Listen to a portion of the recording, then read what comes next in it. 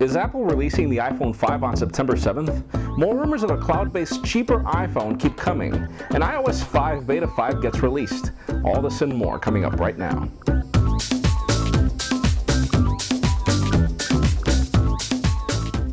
Hello everybody, I'm Jaime Rivera and welcome to the Pocketnow iReview, the show where we go through all this week's cool and the not so cool inside the world of Apple's iOS devices. Let's start this week off with the cool. Alright, so mark September 7th on your calendar, everyone, because this might be your lucky day. Rumors from a credible Japanese source have it that Apple will be holding their typical iPod Music event on September 7th to be releasing their device probably on the same day or shortly after. Could it be an iPhone 5 or an iPhone 4S, or probably could it be both? Rumors have it that it could probably be both. Now, it could also be, and following other rumors that we've heard, that Apple could be holding the event in August, someday within this month, and then releasing the device sometime within September or probably September 7th, or it could be that they will be holding their event on September 7th for releasing a device in October following some rumors. Now, we'll keep you posted, see what the news bring along.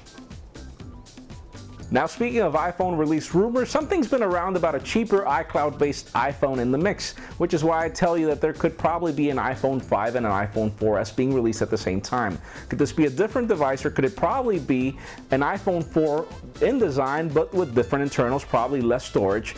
True, yeah, but we don't really buy it, and the reason why is because iTunes Match wasn't really iTunes in the cloud. It's the totally different animal to bringing streaming services to the iPhone, and obviously there aren't unlimited data plans out there, so definitely customers would have trouble keeping up with streaming their music and being able to pay the bill. So if Apple were able to actually release iTunes Match in a different way, or probably bring the iTunes Replay that we've been rumoring on the past iReview, and definitely work with carriers to bring an unlimited data plan, then yes, rumors could hold water, but again, let's wait for September 7th to see what comes up.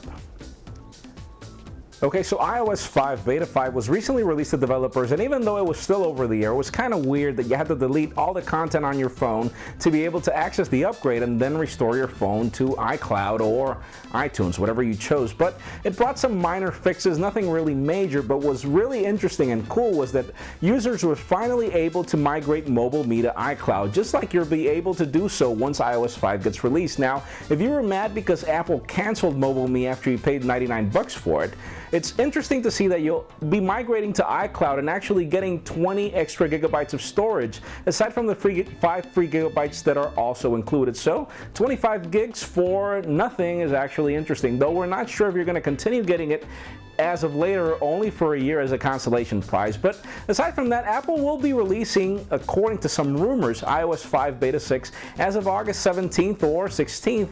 Or 18th, it could be, not really sure, but Apple seems to also be offering the new one's speech-to-text functionality on some beta, but it wasn't iOS 5 Beta 5, so we're not really sure if we're going to get it as of Beta 6 or probably Beta 7 or probably iOS 5 Beta something on the iPhone 5 only. Time will tell. An interesting note this week has it that we'll be playing Super Mario Bros. On our iPhones, iPads, and iPod Touches very soon, because Bloomberg was recently reporting that investors of Nintendo are pressuring the company to build iPad and iPhone apps because the Nintendo 3DS flopped. It didn't really make it. So it doesn't seem that Nintendo will consider this because they'd really have to reinvent themselves, and not really sure if that's going to be a smart move, but we're not going to complain about it. If it does work and if they do pay attention to their investors, let's hope they bring Super Mario Kart for everybody ASAP. Hey, I'm waiting for it. Okay, so on to some quick news. You've been seeing stock doing the seesaw lately, going up and down, and well, Apple was recently crowned the most valuable company in the world after beating Exxon in marketing cap. And what's interesting about this is, remember that the iPhone is Apple's current major source of income. It's actually what they sell the most, so it's just to give you an idea of how many iPhones are sold every year. And aside from that, the Gizmodo crew is cheering up right now because a judge decided to drop the charges of them paying for the iPhone 4 prototype when they released it, or pretty much unveiled it. But interesting enough, Gizmodo, now that you're not going to be sued anymore, just probably pay a little bit of damages, how about if you send all your editors to bars right now and don't come back until you bring the iPhone 5 prototype? We're counting on you because no judge is going to end up doing anything to you now. Now on a weird note, just a week ago, Apple bought the domain applepico.com, which was interesting, but recently they've just filed a new patent to bring Pico projectors to the iPhone and the iPad, and you'd wonder why. I mean, Pico projectors have been in smartphones for a couple of years already, and they've all sucked. They haven't really made it, and we really don't know what Apple's planning to do with these plans. Could it be that they're probably considering you projecting things because the Apple TV didn't really do a good job in bringing AirPlay? Not really sure, and remember that the iPhone is not really the best in having a replaceable battery, so not really sure how Apple plans to handle the amount of power that's required for a Pico projector. But again, these are just patent filings. It could just be that Apple's playing around with having the patents just so that nobody else does it. Okay, so that does it for the cool. Let's continue on with the not so cool.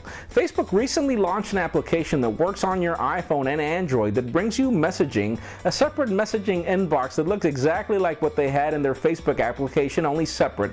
And it includes your text messages and other goodies, but you'd wonder, first of all, why did they keep the old UI of Facebook messaging? I mean, we've been used to threaded messaging for the past half decade, so it doesn't really make any sense. It currently doesn't really look good.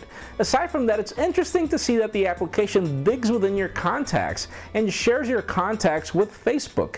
And Mark Zuckerberg, I mean, what's the whole point of digging in for my contacts if you're not even giving me the option to share them or not? This is actually what gets people mad, and just to give you an idea, you're not really obligated to use this service. There's really no value as of now for me particularly, so my advice to you is stay away from it until Facebook gets their act up. Okay, so if you got your access to iOS 5 beta through eBay by some seller, you might want to contact that seller and have them update your current device to a newer beta, because as it stands, first of all, Apple's working on blocking those accounts that are only there to sell access to the betas and not really offering applications, which would at the same time block your device. By the way, you'd have to restore. And aside from that, Apple is also recently ending the beta 1 and beta 2, so it'll block your device anyways. You need to update your betas to beta 5 or at least beta 4 because those betas are expired. So hurry up, get this working before you end up having problems. You probably are not close to a computer to get it done. That's it for today's show. Thank you very much for watching. I'm Jaime Rivera. Remember to give us a thumbs up if you like what you saw. That's it for now.